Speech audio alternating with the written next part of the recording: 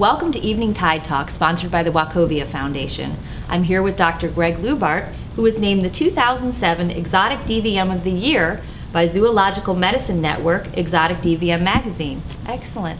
Now, I understand you've also written 2 novels. Can you talk a little bit about that? Yeah, that's sort of what's led me here to give the Tide Talk tonight is I've written a couple novels. They are both set in Florida, and they're sort of, the publisher calls them eco-mysteries.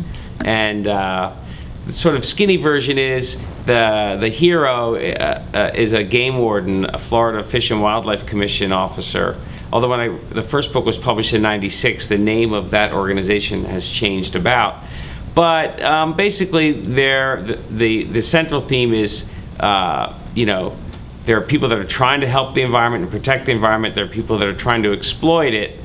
And Hal, that's his name, he's in there trying to you know, protect the environment and do what's right.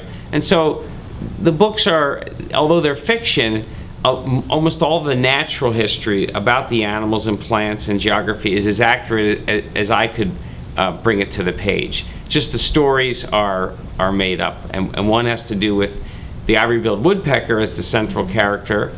Even though I'm not a birder, I'm not an ornithologist, but I have an interest in that species. The other is actually about sea turtles. Excellent. Now, you did talk about the ivory-billed woodpecker. Could you share a little bit about your experience with that elusive bird?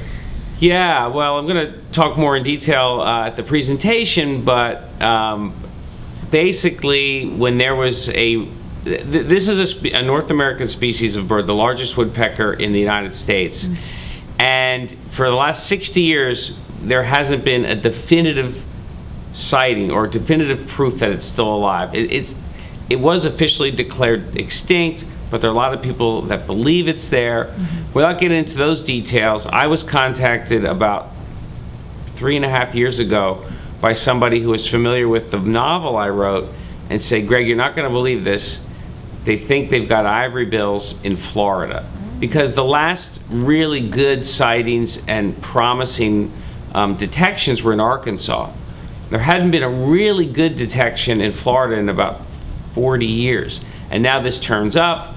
This fellow who I'd met through these ivory-billed channels said, you know, they're looking for technicians. I thought it'd be really cool to go on a search. And my wife and I took sabbaticals from our jobs, and we spent 3 months living in a tent, slogging through the swamps of the Florida Panhandle, helping Auburn University try to document the ivory-bill there. Excellent. That sounds like a lot of fun. It was Very a lot of fun. Yeah. It was. Is there anything else you'd like to share with our audience? I guess just that I think these sorts of opportunities that Debbie and the Florida Aquarium and Wachovia are providing are just fantastic. And really, you know, conservation, protecting the environment, protecting endangered species, a lot of it is about understanding, education, teaching people when they're young, and I know that's what Debbie does, and it's a wonderful vocation that she has, and she's real lucky to be able to do that in a place like this. And I think the more we know, the better stewards of the earth we can be. Outstanding. Well, that's an excellent message. We'd like to thank you again for being here for Evening Tide Talks, again sponsored by Wachovia, and we thank you all as well. Thank you.